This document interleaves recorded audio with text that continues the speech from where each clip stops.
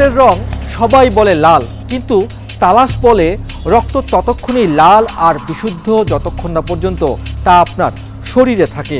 যদি সেই রক্ত কোনো ব্লাড ব্যাংকে চলে যায় তাহলে সেই রক্ত লাল থাকলেও সেখানে মেশানো হয় স্যালাইন।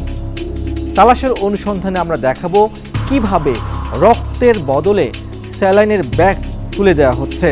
রাজধানীতে গড়ে ওঠা বেশ কিছু ব্লাড ব্যাংক আর হাসপাতাল মিলে গড়ে তোলা হয়েছে ভেজাল রক্ত কেনাবেচার এক শক্তিশালী সিন্ডিকেট। এরাই মূলত রোগীদের জিম্মি করে রক্তের ব্যাগ প্রতি ৩,০০০ টাকা থেকে শুরু করে ১০,০০০ টাকা পর্যন্ত হাতিয়ে নিচ্ছে। তালাশের এবারের অনুসন্ধান লাল হলেই রক্ত নয়।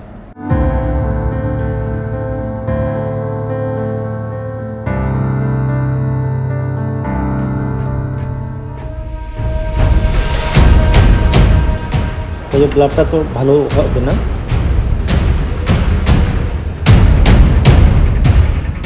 এক ব্যাগকে 2 ব্যাগ মিনিমাম করা হয়েছে, স্যালাইন দিয়ে এই ব্লাডটা তৈরি করা হয়েছে। এটা তো বিক্রি করার জন্য আমরা দিই না, আমরা দিচ্ছি মানুষের উপকারের স্বার্থে, মানুষের যাতে একজনের জীবন বাঁচে। জীবন বাঁচাতে মুমূর্ষ রোগীর জন্য রক্তের জন্য হাহাকার। আপনার আমার হাহাকারের সুযোগ নিচ্ছে ব্লাড ব্যাংকগুলো। রক্তের ব্যাগে যে রক্ত থাকে তা আপনার রোগীর জন্য কতটা নিরাপদ আমরা দেখতে চাই। রক্তের নামে রোগীদের শরীরে কি দেয়া হচ্ছে, তাই আমরা এক ব্যাগ রক্ত কিনেছি এবং তা পরীক্ষা করে দেখব আসলে তা কতটা নিরাপদ। দেশের চিকিৎসা সেবার কেন্দ্রস্থল রাজধানী ঢাকা। অধিকাংশ মুমূর্ষ রোগীর ঠিকানাই হয় রাজধানীর কোনো না কোনো হাসপাতালে, ফলে সবচেয়ে বেশি রক্তের প্রয়োজন হয় এই শহরেই। কিন্তু মানুষের শরীরে দেয়া রক্তগুলোতে সত্যিই কি রক্ত থাকে নাকি অন্য কিছু? তালাশের কাছে তথ্য রয়েছে বেশিরভাগ বেসরকারি ব্লাড ব্যাংকের রক্ত ভেজাল আর মানহীন। কতটা মানহীন তা যাচাই করতে অনুসন্ধানের শুরুতেই আমরা এক ব্যাগ ও নেগেটিভ রক্ত সংগ্রহ করতে চাই, কিন্তু তার জন্য প্রয়োজন রক্তের রিকুইজিশন পেপার বা চাহিদাপত্র, যা একজন চিকিৎসকের দেয়ার কথা। তালাশ অনলাইন থেকে একটি কাগজ নিয়ে স্বাক্ষর দিয়ে প্রস্তুত করে ফেলল রক্তের চাহিদাপত্র। সেই কাগজ আর রক্তের স্যাম্পল নিয়ে আমরা হাজির নিরাপদ ব্লাড ব্যাংকে। রক্তের গ্রুপ ও নেগেটিভ, তাই দামও বেশি। তাহলে কত টাকা লাগবে? মাত্র 10 থেকে 15 মিনিটের মধ্যেই সকল পরীক্ষা নিরীক্ষা শেষে 5,500 টাকায় কিনে নিল এক ব্যাগ ও নেগেটিভ রক্ত। তবে অবাক করার বিষয় হলো নকল চাহিদাপত্র দিয়েও যে রক্ত পাওয়া যায় সেটি আমাদের আগে জানা ছিল না। এই যখন অবস্থা, এবার এই রক্তের মান কতটুকু নিরাপদ সেটিও পরীক্ষার প্রয়োজন। রক্তের ব্যাগ নিয়ে আমরা যাত্রা করি রাজধানীর জাতীয় ক্যান্সার গবেষণা হাসপাতালের উদ্দেশ্যে। মাত্র 30 মিনিটের মধ্যেই পৌঁছে যাই হাসপাতালের 4 তলার ব্লাড ট্রান্সফিউশন বিভাগে। এবার রক্ত পরীক্ষা নিরীক্ষার পালা। 1.5 ঘন্টা পরীক্ষা নিরীক্ষার পর আমাদের সংগ্রহ করা রক্তের ফলাফল ডাক্তারদের হাতে। নিজেরাই দেখুন কি আছে এই রক্তে। এটা তো স্যালাইন। জি, এটা মানে স্যালাইন মিক্স। এক ব্যাগকে 2 ব্যাগ মিনিমাম করা হয়েছে, স্যালাইন দিয়ে এই ব্লাডটা তৈরি করা হয়েছে। আপনি দেখেন টেস্ট টিউব পর্যন্ত এতখানি উঁচু হয়ে গেছে এই লাইনটা। এটা কিন্তু এরকম হওয়ার কথা না। এক ব্যাগ রক্তে স্যালাইন দিলেই 2 থেকে 3 ব্যাগ হয়ে যায়, আর স্যালাইন মিশ্রিত রক্তই রোগীদের কাছে বিক্রি করছে নিরাপদ ব্লাড ব্যাংক। আমরা সেই রক্তের ফলাফল নিয়ে আবারও ফিরে আসি নিরাপদ ব্লাড ব্যাংকে। এখন কি উত্তর দিবেন তারা?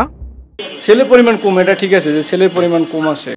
এই ব্লাড ব্যাংকে নেই মেডিকেল টেকনোলজিস্ট বা নার্স, তাহলে কারা করছে এই রক্তের পরীক্ষা আর কোথা থেকেই বা আসছে এই ব্লাড ব্যাংকের রক্ত? আমাদের এখানে থাকে না নেগেটিভ, ওই ক্ষেত্রে অনেক বাইরে থেকে অনেকগুলো ব্লাড আমরা এনে দিই পেশেন্টের। রক্তের ব্যাগ লাল হলেই টাকা পাওয়া যায়, সেটির মান যাই হোক, রোগী বাঁচুক কিংবা মরুক। নিরাপদ ব্লাড ব্যাংকের রক্ত কতটা অনিরাপদ তা দিনের আলোর মতোই স্পষ্ট। এবার আমরা নজর দিতে চাই Bangladesh blood bank and transfusion সেন্টারের দিকে। তারাও নাকি রক্ত বিক্রির নামে রোগীদের সাথে প্রতারণা করে আসছে দীর্ঘদিন থেকে।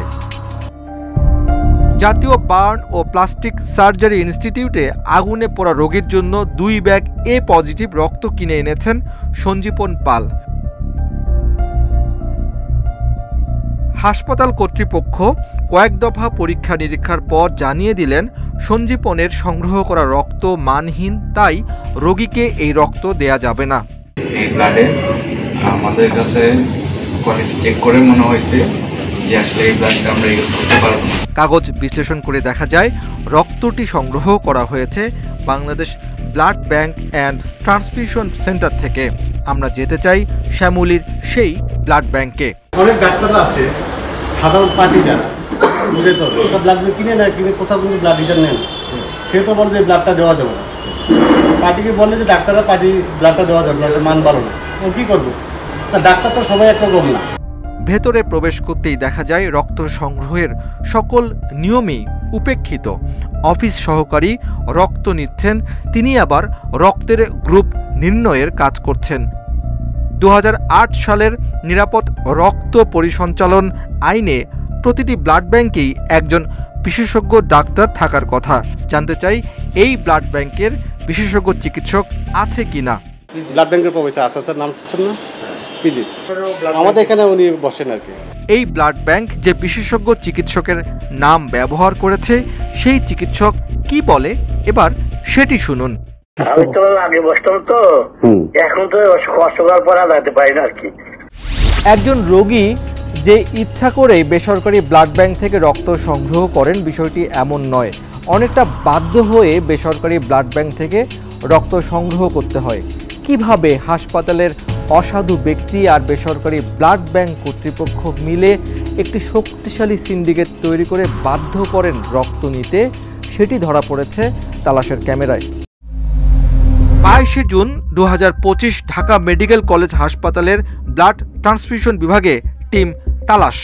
রোগীর স্বজন ডোনার নিয়ে ঘুরছেন রক্ত সংগ্রহের জন্য, কিন্তু তাকে বুঝিয়ে দেয়া হলো এখানে ডোনার থেকে রক্ত নেওয়া অনেক সময় সাপেক্ষ বিষয়, তাই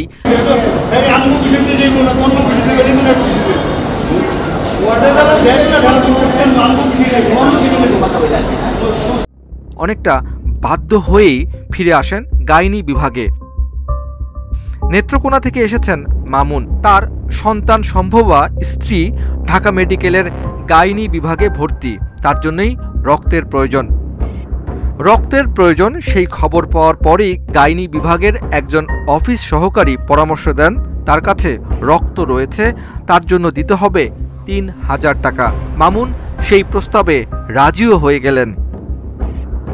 তালাশ টিম মামুনের স্বজন পরিচয় দিয়ে তাদের সাথে মিশে যায়। কিছুক্ষণ পর এই অফিস সহকারী আমাদের নিয়ে রওনা হলেন। কিছু দূর যাওয়ার পর এক ব্যক্তির সাথে পরিচয় করিয়ে দেয় আমাদের। এবার সেই ব্যক্তি আমাদের নিয়ে গেলেন ঢাকা মেডিকেলের সামনেই ক্রিয়েটিভ ব্লাড ব্যাংকে। 3000 টাকায় ক্রয় করা হলো 2 ব্যাগ রক্ত নিয়ে আমরা যখন ঢাকা মেডিকেলে ফিরে আসি, তার কিছুক্ষণ পরেই দেখা মিলল সেই রক্ত বিক্রেতার সাথে, যিনি ব্লাড ব্যাংকে আমাদের নিয়ে গিয়েছিল।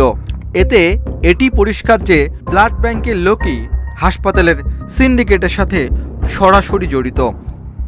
এভাবেই মামুনদের মতো মানুষদের বাধ্য করা হয় প্রাইভেট ব্লাড ব্যাংক থেকে রক্ত কিনতে। তাদের সেই সিন্ডিকেটের কাছে অসহায় আপনি আমি। যখন কেউ মানবতার কথা বলে রক্ত সংগ্রহ করে সেই রক্ত আবার আপনার আমার কাছে বিক্রি করে, তখন সেটি কি আর মানবিক সংগঠন বলে কিছু থাকে?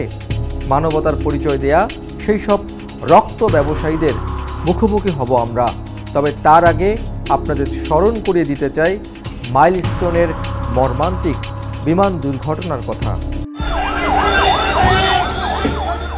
21 জুলাই 2025 মাইলস্টোনের বিমান দুর্ঘটনার কথা নিশ্চয়ই মনে আছে আপনাদের। মুহূর্তেই অগ্নিগর্ভে রূপ নেয় পুরো স্কুল। সেই সময় আহত কোমলমতি শিশুদের জীবন বাঁচাতে চারদিকে রক্তের জন্য হাহাকার। জরুরি ভিত্তিতে নেগেটিভ রক্তের প্রয়োজন। জাতীয় বার্ন ইনস্টিটিউট থেকে শুরু করে উত্তরা আধুনিক হাসপাতাল সবখানেই রক্তের জন্য আহ্বান।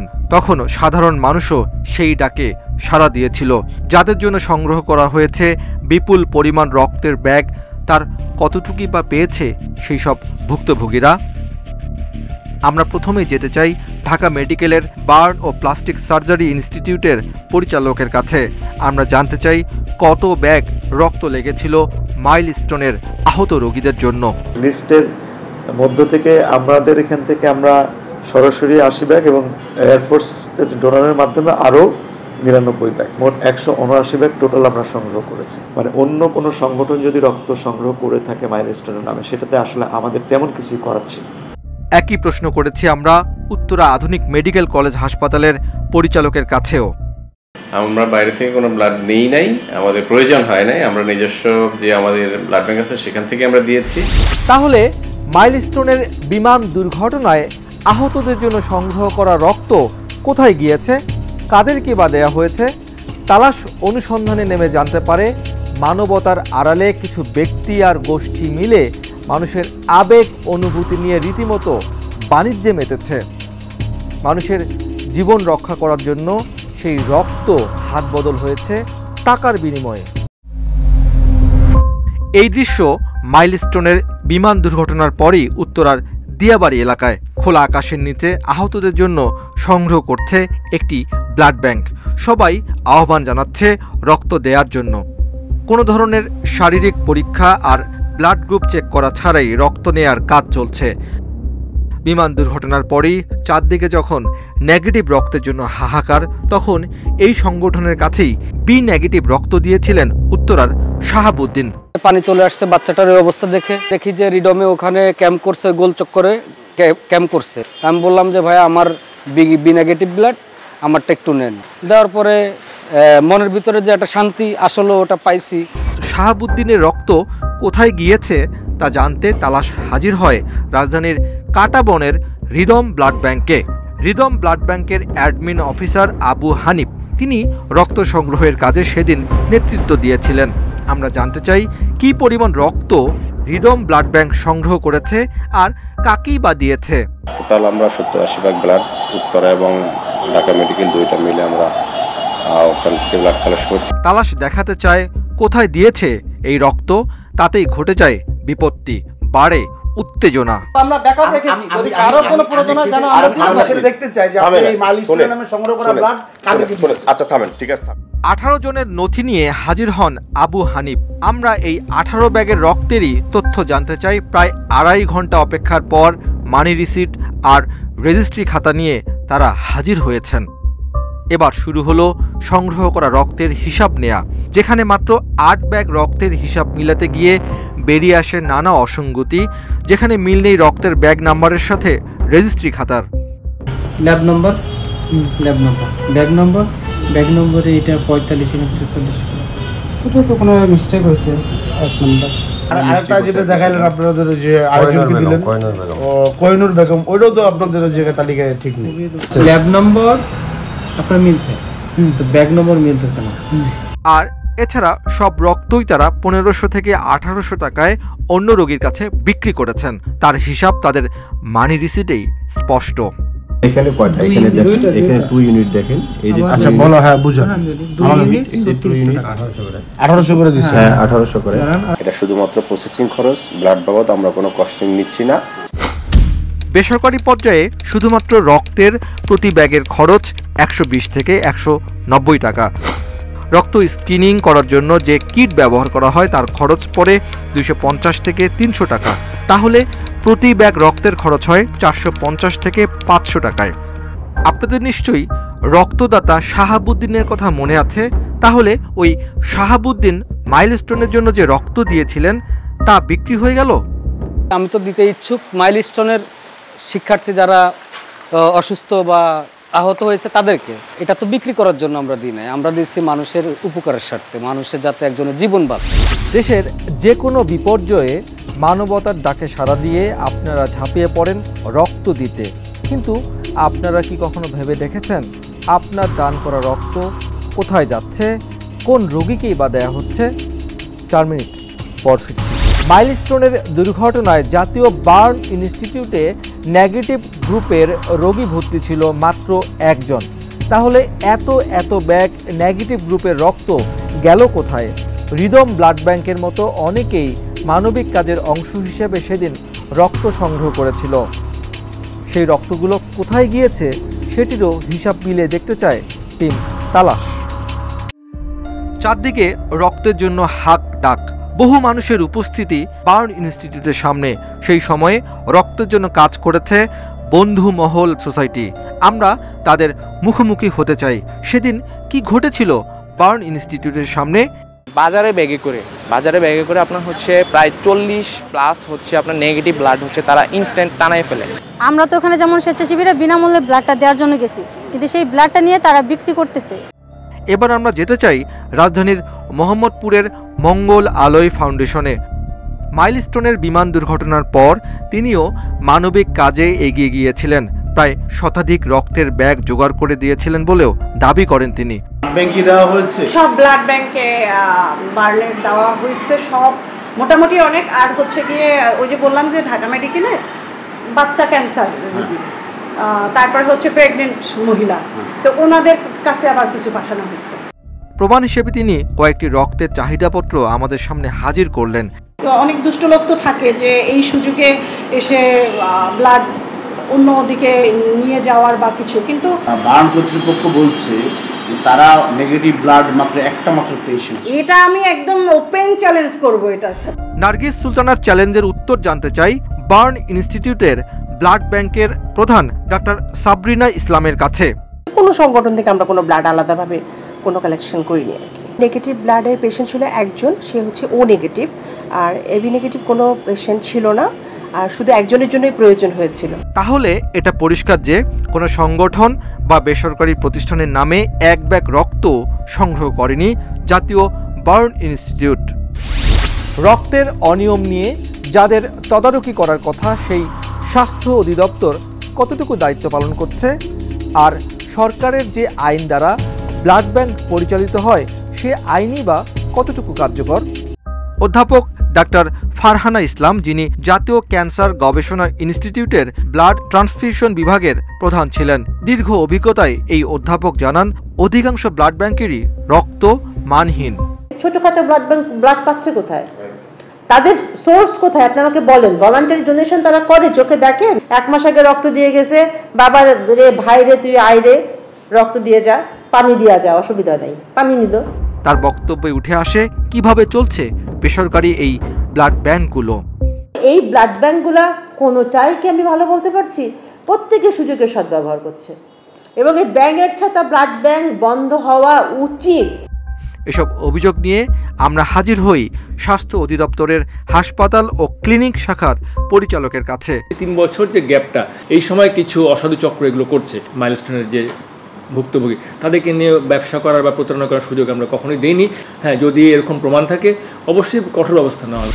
তালাশের এবারের অনুসন্ধান আপনাকে নিরুৎসাহিত করার নয়, বরং আপনাকে আরও সতর্ক করা।